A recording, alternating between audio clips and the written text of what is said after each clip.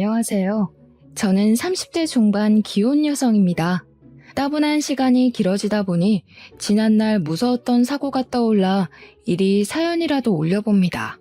좋은 이야기도 아닌데 동네방네 들려드리는 것이 맞는지 고민 많이 했는데요.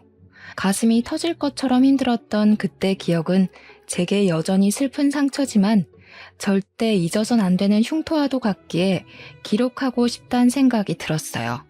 제게 있었던 끔찍한 경험을 들려드릴 테니 시간 나시면 꼭 응원 한 말씀도 부탁드립니다.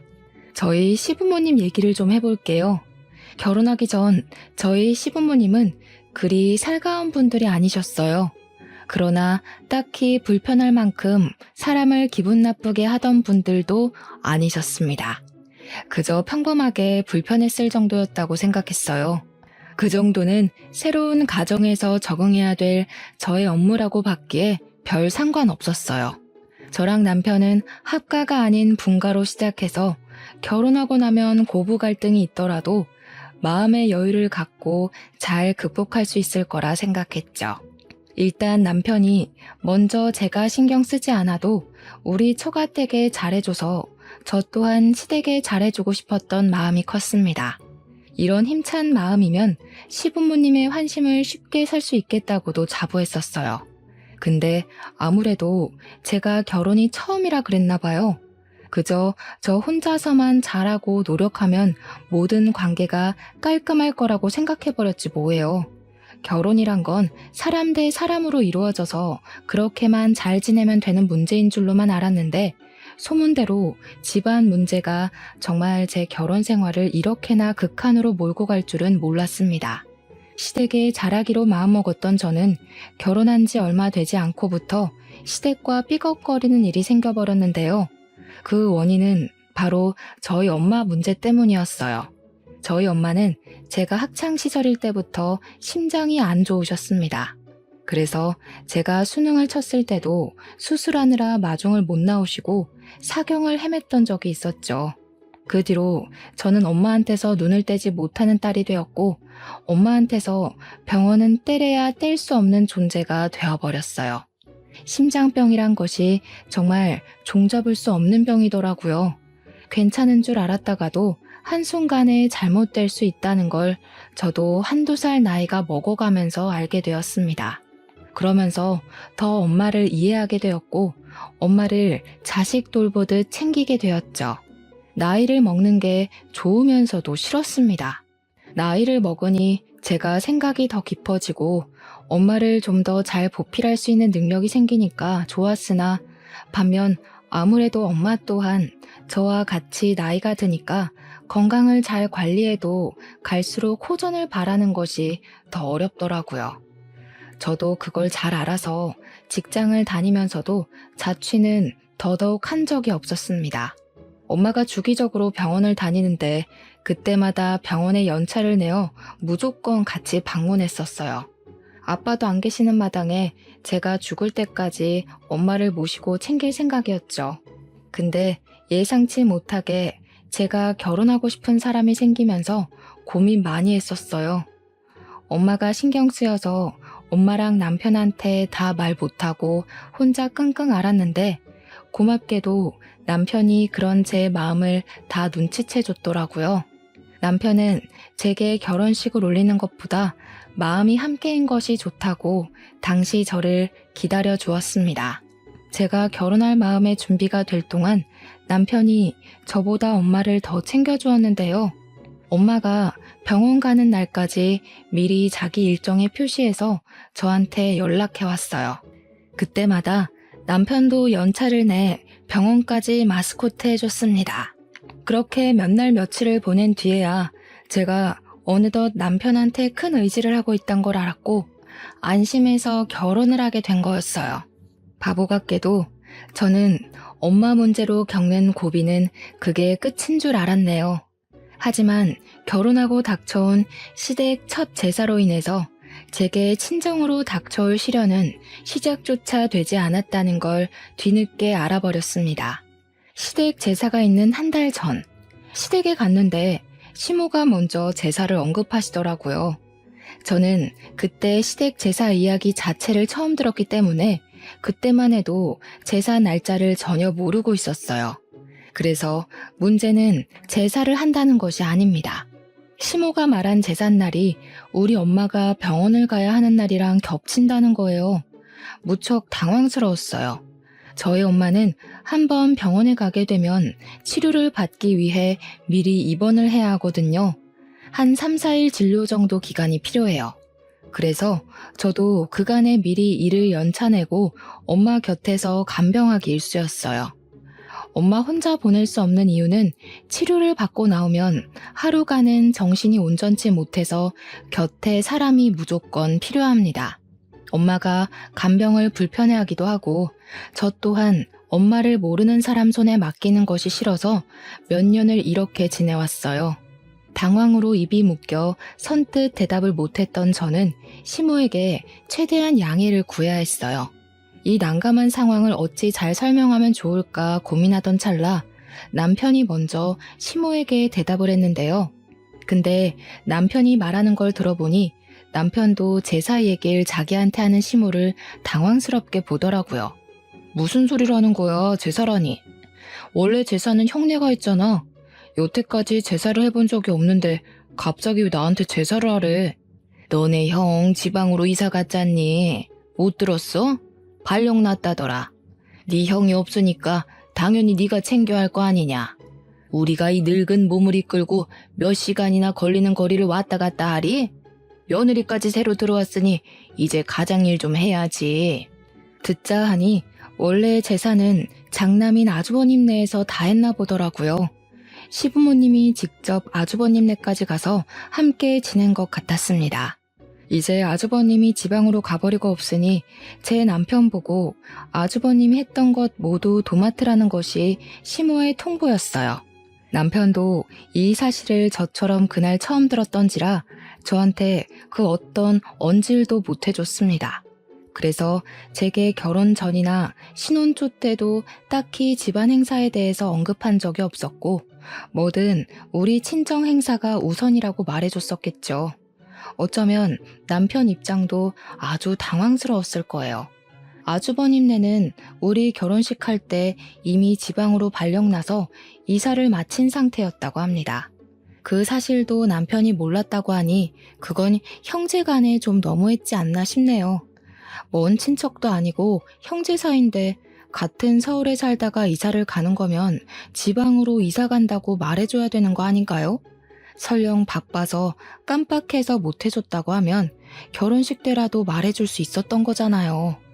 저 혼자 이해 안 가는 부분이었던지라 둘 사이에 끼지 못하고 그저 입 꾹 닫고 서 있었습니다. 일단 저희 엄마 병원 때문에 이번 제사에 참석이 불가하다는 것부터 말씀드리는 게 급했으니까요. 어쨌거나 앞으로는 제사를 우리 남편이 맡아서 해야 된다는 거잖아요. 시부모님까지 모시고 이건 말 그대로 우겨서 거절하기 애매한 상황이라서 일단 남편이 수긍하는 듯 했습니다. 그럼에도 저와의 약속은 지키고 싶었는지 제 편의를 봐주려고 했어요. 그럼 나만 제사 참여할게. 와이프는 장모님 병원 때문에 안 돼. 미리 잡은 일정이라 뺄 수도 없고 장모님 심장 치료는 옆에 보호자 없으면 위험한 치료야. 이건 엄마가 양보해줘야 돼. 아들, 네 형이랑 형수가 왜 제사를 도맡아서 했는데 엄마 혼자 음식하고 준비하기에 몸이 안 좋아서 대신해주느라 그랬던 거야. 그런데 며느리를 쏙 빼놓고 하라고? 내가 와이프 하는 몫까지 다 할 거야. 이미 내가 다 약속해준 거라서 엄마가 마음대로 취소 못해. 더 이상 참견 말고 제사는 와이프 없이 하는 걸로 하자. 남편의 단호한 말이 이어지자 시모가 이번에는 대답을 안 했습니다. 그것이 괜히 눈치가 보여서 시모를 한번 쳐다봤어요. 시모는 그저 식탁에 놓인 주전부리들만 들추고 있더군요.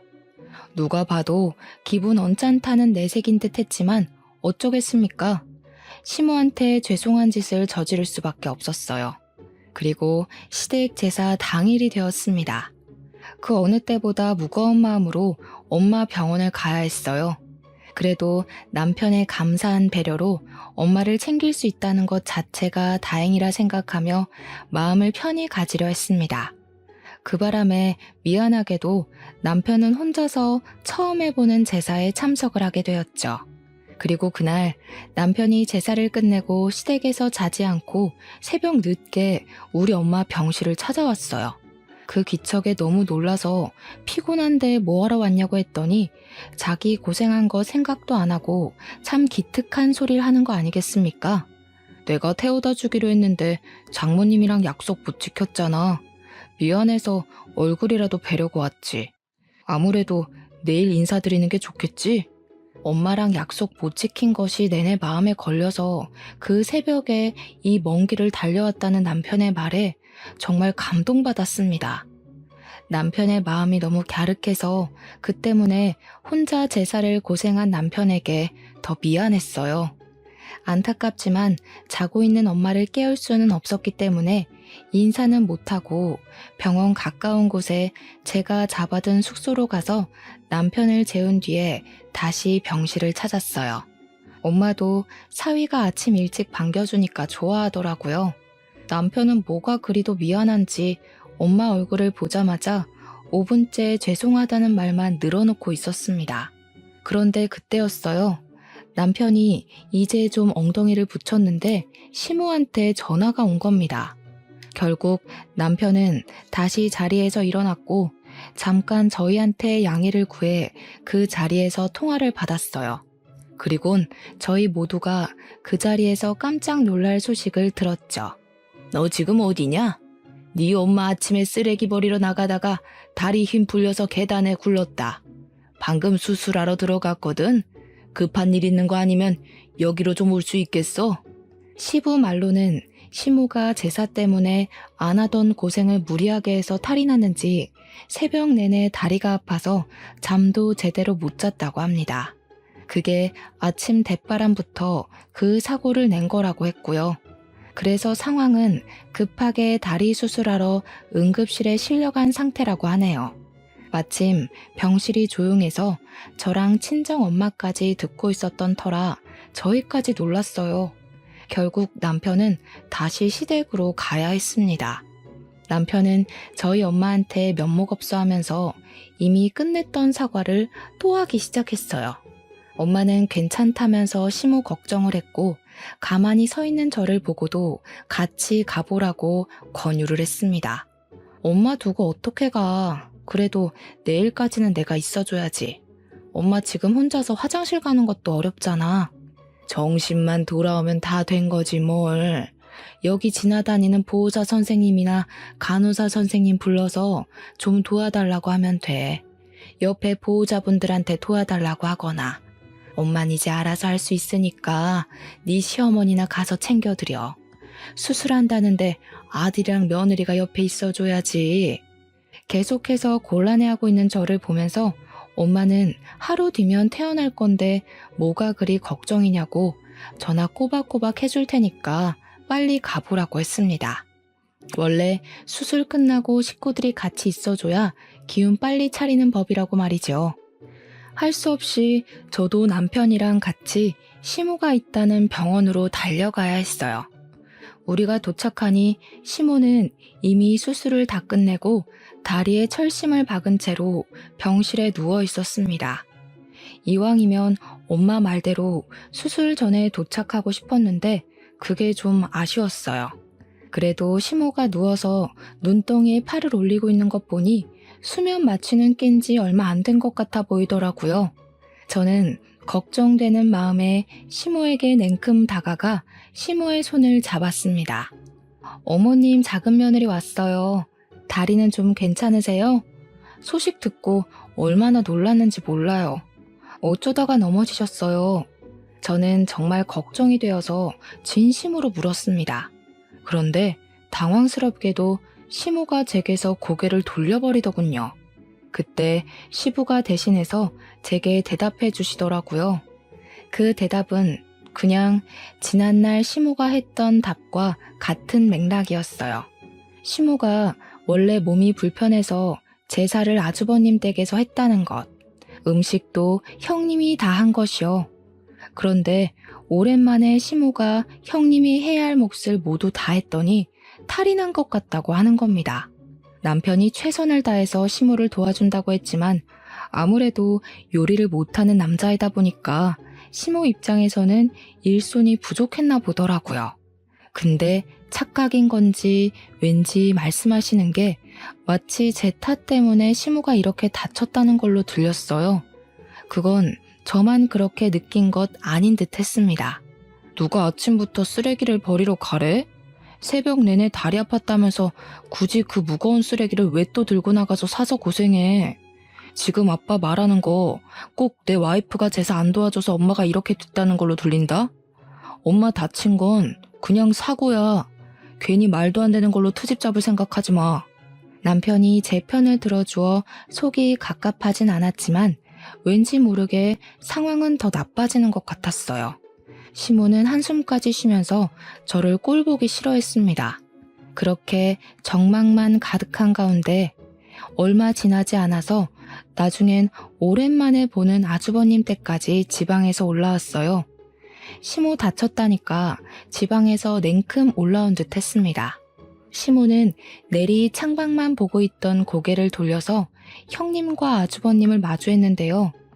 저랑 남편이 왔을 때는 눈도 안 마주치더니 조금 섭섭하더라고요. 물론 제가 미운털 박히게 행동해서 남편까지 밉보이게 만들었겠지만 어떻게 저 하나 때문에 자기 둘째 아들한테 마저 삐치는 건지 모르겠더군요. 이미 그것만으로도 시모의 속없는 이중 면모가 잘 보였는데요. 시모는 자기 편이 수두룩해지자 용기가 치솟았는지 갑자기 입이 살아서는 제가 같은 공간에 있는데도 서슴없이 공격적인 말을 내뱉더라고요. 내 살다 이런 경우는 처음 본다. 어떻게 시댁 제사가 뒷전일 수가 있어? 하늘이 두 쪽 나도 시댁 제사는 며느리한테 제일 우선이어야 되는 거야. 나 때는 그랬다고. 어디 남의 집 전통 말아먹을 일 있나? 그네야, 내가 앞으로 너 없이 제명에 살까 싶다. 저 들으라고 하는 소리가 분명한데도 시모는 제게 눈길 한번 던져주지 않았습니다. 그제야 저는 시모가 어떤 사람인지 좀 더 명확하게 윤곽이 잡히더라고요. 결혼 초에는 그저 시모가 저를 어색해해서 대면대면하는 거라 생각했는데 알고 보니 그게 아니라 애초에 저랑은 굳이 살갑게 지낼 관계가 아니니 선을 그었던 것 같습니다. 막 도착한 형님은 마치 보란 듯이 시모와의 친분을 더 과시했어요. 꼭 직장을 가면 텃세 부리는 사람들 있잖아요. 형님을 보면서 그런 기분을 느꼈습니다. 시모를 걱정하는 형님 멘트에서 은근히 저를 질책하는 내용도 있었거든요. 아니나 다를까 형님이 제게 기어이 한마디를 하고 싶었나 봐요. 제가 반응 없이 가만히 있자 시모를 내버려 두고서 저를 획 돌아보더라고요. 동서, 결혼한 지 얼마나 됐다고 시댁 어른을 이런 식으로 모셔? 아무리 젊은 사람이라 해도 그렇지 30대면 그렇게 생각 없을 나이도 아니면서 어머님을 이렇게까지 다치게 해? 제정신이야? 이봐요 형수, 우리 엄마는 혼자 계단 내려가다가 구른 거예요. 뭘 제대로 알고 말을 뱉어요. 잘 알지도 못하면서 누구한테 제정신이라는 거예요? 제 와이프한테 말이 너무 무례한 거 아닙니까? 네, 도련님. 저런 애들한테는 좀 무례하게 굴어야 말귀를 알아듣거든요. 오냐오냐 해주면 머리 끝까지 기어올라서 나중엔 어머님 온몸이 남아나지 않을 거라고요. 그때 돼서 이혼한 애 만에 집안 뒤집지 마시고 지금부터 와이프 교육 똑바로 시키세요. 형님은 시댁 사람들 사이에서 큰 소리 떵떵 치며 시댁 편을 들었습니다. 보니까 시모가 왜 아주버님 댁이 오자마자 하소연했는지 알겠더라고요. 형님이 나서서 속 시원하게 자기 편을 들어줄 줄 알았던 거겠죠. 식구들이 시모 다친 것을 다 제 탓으로 몰아가자 그 상황에서 가장 화난 것은 남편이었습니다. 남편은 자기 식구라고 숨기는 것 없이 솔직한 심정을 토로했어요. 다들 너무하네. 우리 집도 시가 집안이다 이거야? 이러려고 우리 부른 거야? 숨이 막힌다. 멀쩡하게 눈 뜬 거 봤으니까 갈게. 남편은 식구들에게 크게 실망했다는 표현을 표출하고서 저를 데리고 병원을 빠져나왔습니다. 그렇게 밖으로 나온 남편은 시댁 식구들을 대신해서 저한테 사과했어요. 그게 어디 남편이 잘못한 일인가요? 남편 탓 아닌 걸 알아서 남편한테 화나진 않았어요.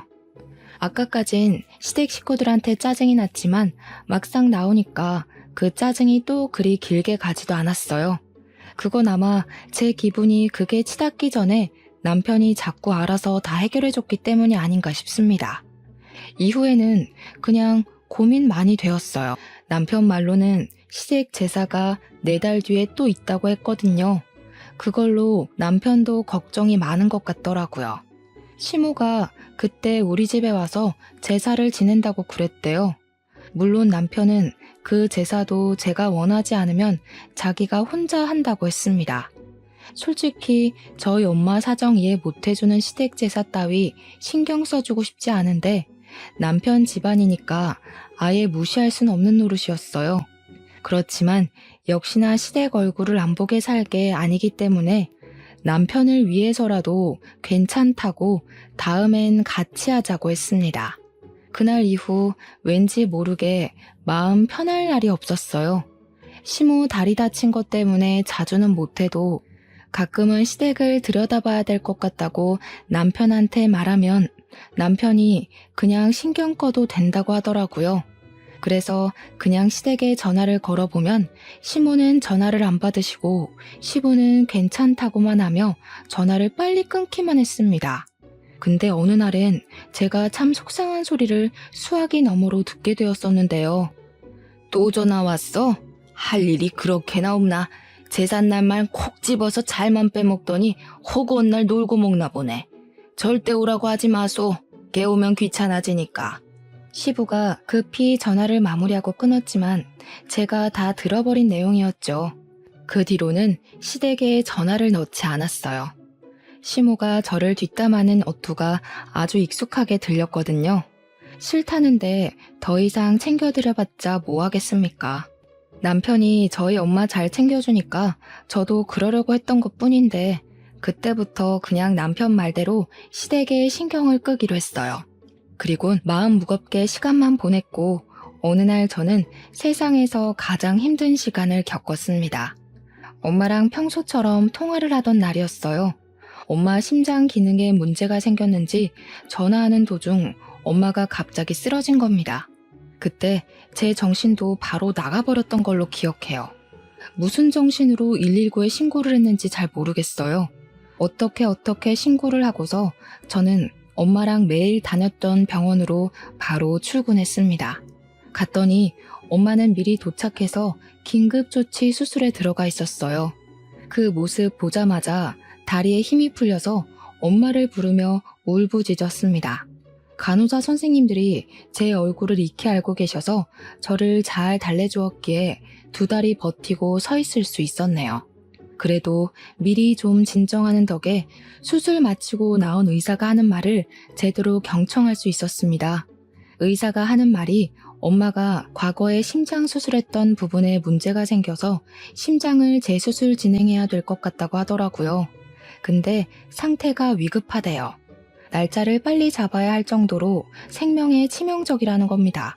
그 소리를 듣는데 겨우 진정한 심장이 다시 뛰기 시작했어요. 엄마가 아직 무사한데도 엄마 손을 놓쳐버릴 것 같이 왜 그렇게 조마조마한지 모르겠더라고요. 저는 의사 선생님이랑 최대한 일정을 조정해서 가장 빠른 날로 수술을 잡았습니다. 제 개인적인 스케줄과 회사 스케줄? 그건 다 조정할 수 있었어요. 의사 선생님도 저와 저희 엄마를 오랫동안 봐주신 분이라서 최대한 편의를 봐주셨죠. 모든 게 문제없이 잘 진행되어 엄마만 무사하면 될 일이었는데 하필 생각지도 못한 장애물에 또 걸리고 말았습니다. 말도 안 되게 연 4회 있는 시댁 제사랑 한 번 더 겹쳐 걸린 것 아니겠습니까? 그 사실이 무척 마음에 걸렸고 찝찝했지만 그렇다고 엄마 수술날을 미룰 수는 없었어요. 저는 번복 없이 정해진 날로 밀어붙였습니다. 시댁 식구들과 화합하는 것보다 엄마를 살리는 게 먼저라고 생각하거든요. 남편한테는 너무 미안했어요. 다음 제사 때는 꼭 도와주겠다고 약속했었거든요. 그런데 이미 저 혼자 판을 다 벌려놓고 남편에게 통보한 셈이잖아요. 저는 그날 남편에게 면목 없어서 한참을 사과했습니다. 근데 이 착한 남편은 정말 고맙게도 제 의사를 더 존중해 주더군요. 자기였어도 당연히 그랬을 선택이라면서요. 아니, 그건 선택이 아니라 그랬어야만 하는 필수였다고 말이죠. 덕분에 저는 또 한 번 마음을 놓을 수 있었습니다.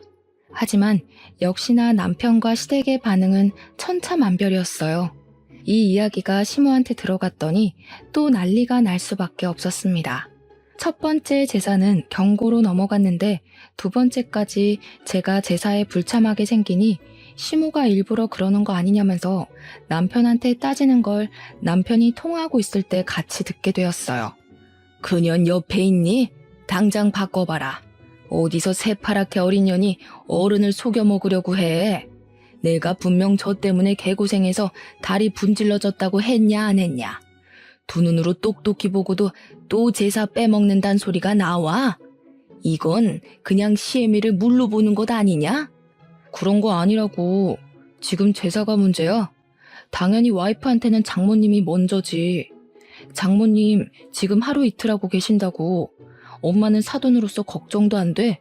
장모님 위해서 기도해도 모자랄 판에 어떻게 죽은 사람 들먹이면서 제사를 지내라 말아야. 어머머, 얘 말하는 거 봐. 그 죽은 사람들 때문에 지금 네가 살고 있는 거야. 야, 이 둔치야. 너도 속고 있는 거라고. 그년이 집안일 하기 싫으니까 괜히 핑계대면서 사기치고 있는 거잖아. 답답해서 직접 확인시켜줘야지 안 되겠네. 거기 어디야? 남편은 시모 태도에 짜증이 났는지 대답하길 멈추고 무작정 전화를 끊어버렸습니다. 그 뒤로 오는 연락도 깡그리 무시했어요. 혹시 화가 나서 집으로 찾아오는 건 아닐까 싶었지만 시모 다리가 불편해서인지 다행히도 집에 쳐들어오는 불상사는 일어나지 않았어요. 그렇게 흐른 시간은 제사 당일까지 쭉 이어졌습니다. 남편은 끝까지 시댁의 연락을 무시했고 저는 남편에 의해 시댁의 연락처가 차단되어 버렸죠. 그리고 우리 엄마 수술날 남편은 같이 휴가를 내 제 곁에서 우리 엄마 수술할 때까지 함께 해줬어요. 제사 때문에 가봐야 할 텐데도 수술 끝날 때까지 기다리려고 하더라고요. 당신 제사 준비하러 안 가? 시장은 오후 일찍 문 닫을 텐데 갈 때 어머님도 모시고 가야 하잖아. 필요 없어. 이미 인터넷으로 음식 주문해놨어. 나중에 저녁에 갖다 준다네. 아빠한테 제사 지내기 1시간 전에 오라고 문자만 했더니 알겠다고 하셨어. 남편은 생각보다 제사를 손쉽게 준비 맞춰 놓은 것 같았어요.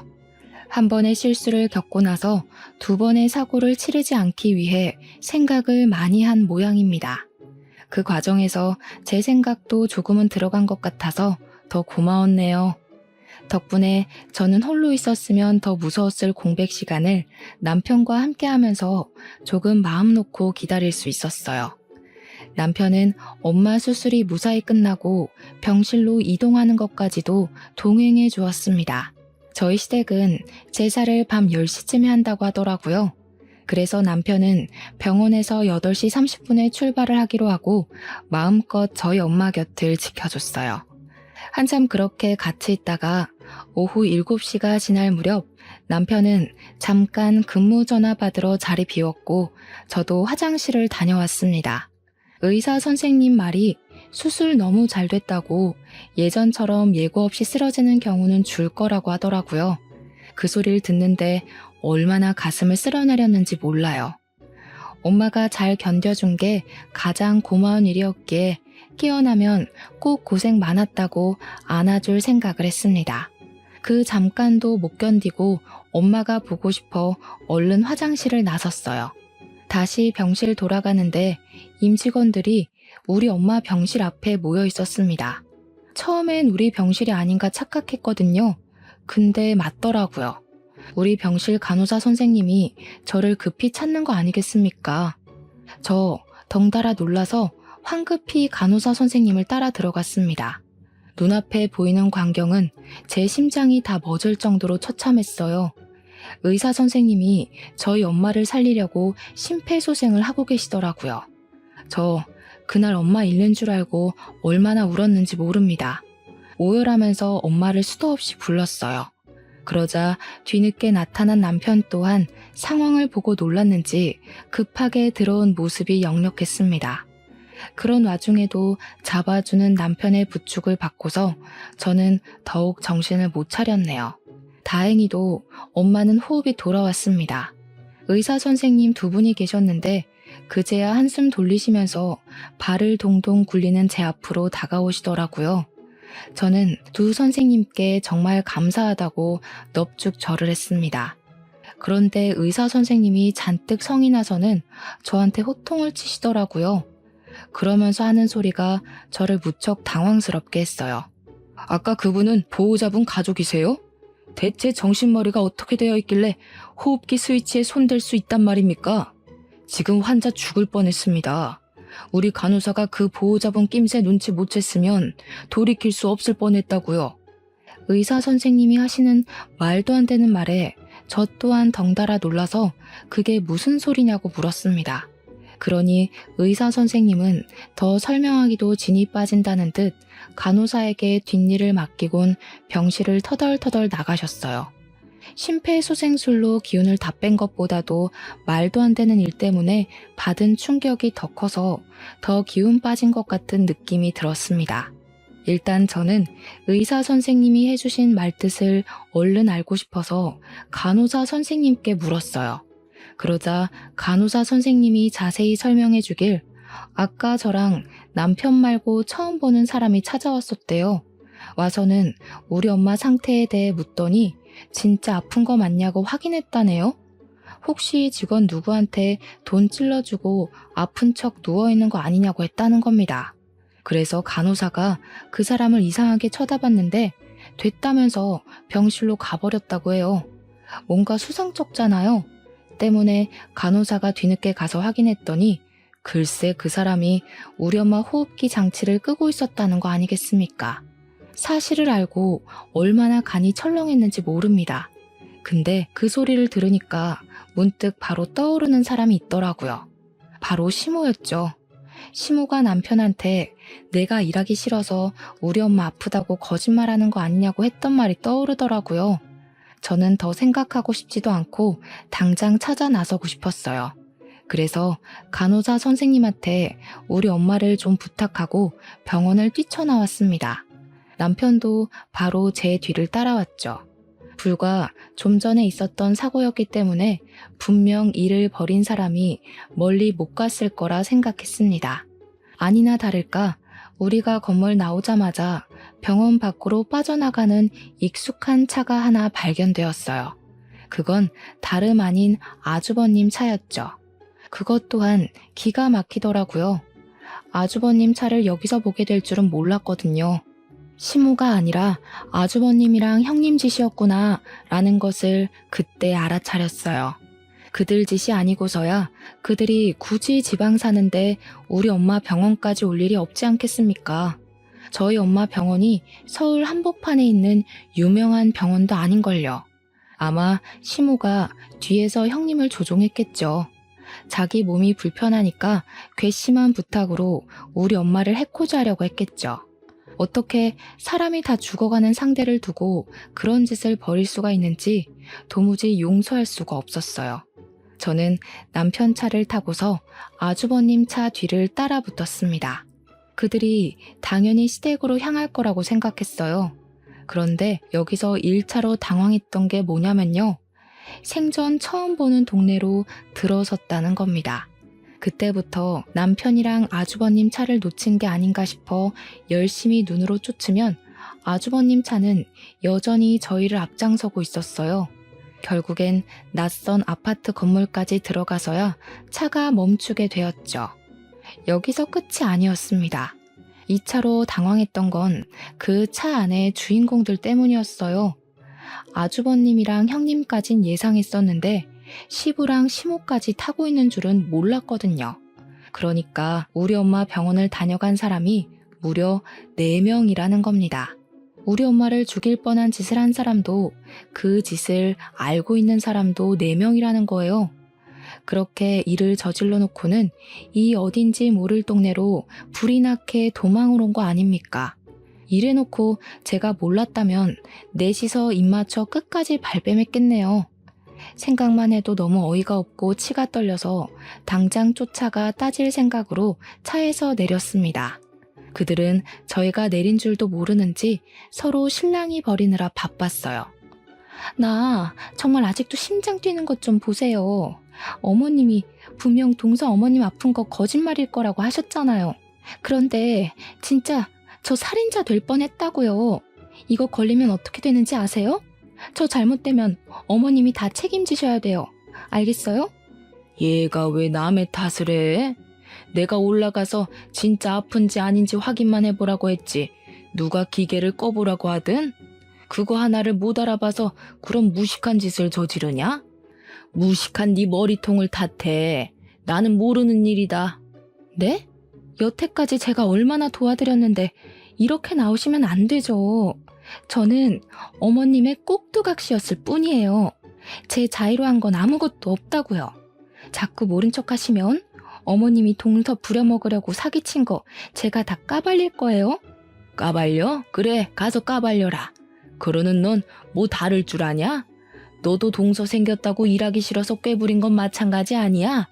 지방 갔다고 거짓말해서 이런 데 숨어 살 정도로 일하기 싫다는 년이 누군데? 네가 그러고도 맏며느리야? 어휴, 집안에 맏며느리란 년이 이렇게 꼴통이어서야.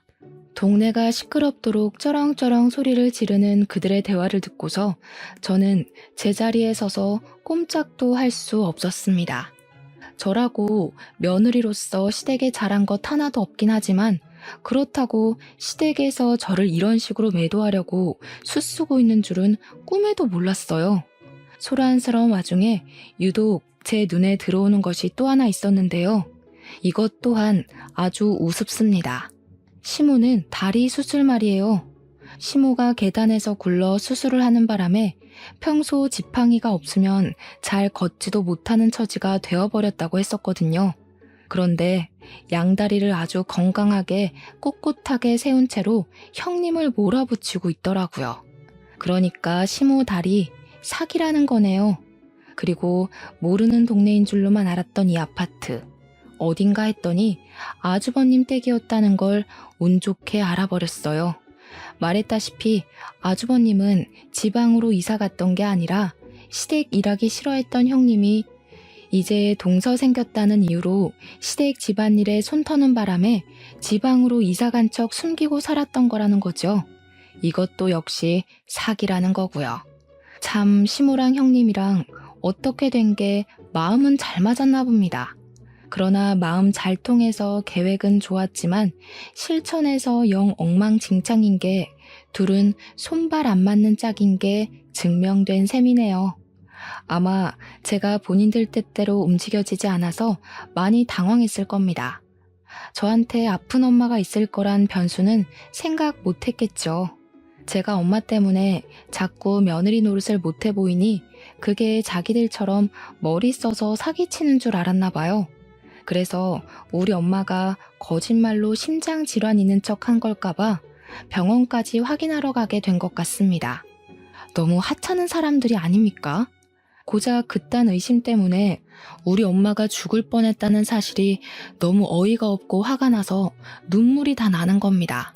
마찬가지로 식구들의 대화를 같이 듣고 있던 남편도 식구들한테 열받았는지 저보다 남편이 먼저 식구들 앞에 모습을 드러내버렸어요. 남편은 밑도 끝도 없이 달려들어 담배 피고 있는 아주버님을 잡아 주먹을 날렸습니다. 이런 쓰레기 집안을 달고 다닐 바엔 차라리 고아가 낫겠다. 당신들이 사람이야?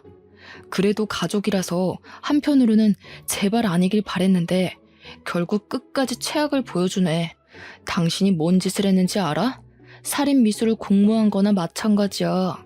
그제야 다들 저랑 남편을 발견했습니다. 시무랑 형님이 가장 기겁하더라고요. 저와 눈이 마주치자마자 우왕좌왕하던 형님은 일단 아주버님을 패고 있는 남편을 말렸습니다. 그 사이 저는 화가 난 채로 시무 앞에 다가서서 손으로 시무 수술했다는 쪽 바지춤을 잡아 올렸어요. 아주 매끈한 다리가 드러나더라고요. 얼굴 빨개진 시무가 뭐하는 짓이냐고 뒤로 물러나는 거 있죠. 제사가 얼마나 좋으시면 스스로 제삿날을 앞당기실까. 빨리 명달고 싶어 안달나셨나 봐요. 어머님, 살인미수 방조한 거 아시죠? 그것도 그거대로 처벌 가능한 것도 알고 사주한 걸 테고요.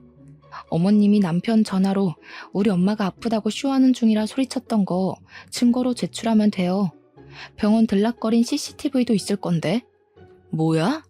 이젠 하다못해 시애미 협박까지 해? 그래, 이참에 제대로 따져보자. 너야말로 며느리로 들어와서 시댁에 한 게 뭐 있냐? 호구한 날 내 아들 데리고 친정만 들락거리지 않았어? 내 아들이 네 중놈이야? 아, 그래서 우리 엄마가 빨리 죽고 없길 바랬어요? 남편이 제 옆에서 고생하는 것 같아서? 제발 정상적인 사고를 좀 하세요. 저야말로 시댁에 종살이 하려고 결혼한 거 아니거든요? 내가 당신 집 제사에나 목숨 걸려고 결혼한 줄 알아? 우리 엄마 목숨이 왔다 갔다 하는데 당신 죽은 조상들이나 챙기자고 결혼한 줄 아냐고. 아무래도 저 또한 이 사람들 때문에 엄마가 죽을 뻔했다는 사실이 눈에 아른거려서 정신을 못 차렸던 것 같습니다. 저는 끝내 이성을 놓고 울부짖었네요. 그런 와중에도 시무는 제가 반말 찍찍 내뱉는다면서 제 버르장머리 고쳐놓겠다며 제 머리채 잡고 말았어요. 그 꼴을 남편이 나서서 말려주려고 한순간이었습니다. 갑자기 시부가 먼저 나서서 말려주더라고요. 시부는 시무를 떼어내 밀치면서 제발 이제 그만 좀 하자고 지긋지긋하다며 소리를 질렀어요. 그리곤 그간 죄책감 들었던 건지 시부가 모조리 고백하기 시작했는데요. 미안하다 새아가. 네 시애미 사실 계단 구른 적 없어. 다리 수술은 나이 들고 무릎 연골 달아서 수술한 거야. 네가 제사 빼먹은 거 괘씸하다고 이 사람이 일부러 그렇게 꾸며서 네 죄책감 유발하려고 했었다. 시부는 시무가 그러라고 시키니까 일단은 그렇게 했는데 속이는 내내 제게 마음이 불편했다고 했습니다. 참다 말할 타이밍만 보고 있었는데 사람 목숨까지 위협하는 시무랑 형님을 보면서 그건 좀 아닌 것 같아서 결국 시부가 실토하는 것이랬어요. 시부는 손수 증인이 되어서 제가 당시 현장에서 알 수 없었던 사실까지 다 말해주었습니다. 우리 엄마 병원 주소를 알아낸 건 아주버님이 몰래 우리 남편 차 내비게이션을 뒤져서 주소 빼내갔다는 것도 말해줬고 그걸 사주한 것 역시 시무라는 것도 알려주었죠. 저는 그 자리에서 더는 시무를 모시고 살기 싫어서 이혼하길 택했습니다. 근데 남편에게 미안하다고 이혼하자고 얘기를 하려는 순간 시부가 저를 막았어요. 시부가 먼저 시무한테 이혼 통보를 하는 거 아니겠습니까? 저 당황해서 한 발 물러나고 말았습니다. 이혼이라니? 여보 왜 이래? 당신이랑 내가 무슨 문제가 있다고 이혼을 해? 우리 둘 사이에만 문제 있어야 이혼을 해? 내가 당신이랑 같이 못 살겠어도 이혼은 할 수 있는 거야. 이혼 소송이 왜 있겠어? 난 사람 생명 함부로 생각하는 사람이랑 한 이불 덮고 못 자. 섬뜩해. 시부는 시무를 이혼 합의가 아닌 소송으로 처리해버렸습니다. 그제야 시무가 시부한테 매달리며 사과하고 난리를 부렸어요. 그 와중에 형님은 아주버님한테 어떻게 좀 해보라고 애원했죠. 저는 그런 형님한테 한마디 던져줬어요. 형님, 만날 거면 능력 좋고 개념 똑바로 박힌 남자를 만나지 그랬어요. 어쩌다가 저런 팔푼이를 만났대? 형님이 천박한 짓 저질러도 편을 한번 안 들어주잖아요. 하긴 형님 하는 꼴이 팔푼이밖에 못 만날 것 같네요. 자존심은 있는 건지 아주버님이랑 형님이 저한테 달려들려고 하자 그걸 남편이 나서서 막아줬어요. 아주버님은 남편이 막았지만 남편이 차마 못 막아줬거든요. 그래서 남편이 저를 걱정했는데 여자가 한이 맺히면 5, 6월에도 서리가 내린다고 형님 때문에 너무 화가 나서 제 손이 알아서 주체를 못하더라고요. 다가오는 형님에게 그만 손바닥을 날렸지 뭐예요? 나자빠진 형님을 두고 저는 그대로 돌아섰습니다. 마침 경찰차가 들어오더라고요. 남편이 뒷정리를 해주고 저는 남편 차 안에서 병원에 전화하며 엄마의 상태를 묻기 바빴네요. 시부 덕분에 저는 남편과는 이혼하는 불상사는 면했어요. 남편 같은 좋은 남자와 이혼했다면 평생 후회했을 텐데 그거 하나는 다행이라 생각을 해요. 아무튼 그 뒤로 저랑 남편은 시무랑 형님에게 손해배상 청구하고 살인미수 방조죄로 고소했습니다. 당연히 형님은 살인미수로 고소해버렸고요. 형님은 깜빵 안에서 혹시 이혼이라도 당할까봐 아주버님이 면회 갈 때마다 엄청 닥달하는 것 같았어요. 아주버님은 오히려 그것 때문에 지치는 것 같았고요. 그 둘은 서로 그렇게 지치고 망가질 때까지 서로 핥히기만 하다가 결국 이혼했으면 좋겠네요. 저랑 남편은 이전보다 훨씬 더 돈독해졌습니다. 집도 옮겼어요. 남편이 우리 엄마 걱정된다고 근처 아파트로 이사 가자고 하더라고요. 그래서 종종 엄마 집에 가 밥도 얻어먹곤 한답니다. 참, 저희 엄마는 의사 선생님 말씀대로 수술이 잘 돼서 건강하세요. 큰일 날 뻔한 경험을 했지만 다행인 건지 엄마에겐 그 기억이 없습니다. 저랑 남편이 일부러 말을 안 해주기도 했어요. 그냥 별로 좋은 일이 아니니까 시간을 두고서 말해야 할 때가 되면 밝힐까 합니다. 제가 남편에게도 늘 하는 말이 있는데 이 사연이 해피엔딩이라서 정말 다행이라는 말을 계속하고 있어요. 혹여라도 엄마가 잘못되었다면 그 사람들이 감방 같더라도 제겐 해피엔딩이 아니잖아요. 이렇게 잘 살고 있다고 끝낼 수 있어서 얼마나 안심이 되는지 모릅니다. 앞으로의 제 인생도 늘 해피엔딩이었으면 좋겠네요. 당연히 여러분들의 인생도 마찬가지로요. 바쁜 시간 내주셨죠? 그래서 복 받으실 거예요. 너무 감사드립니다.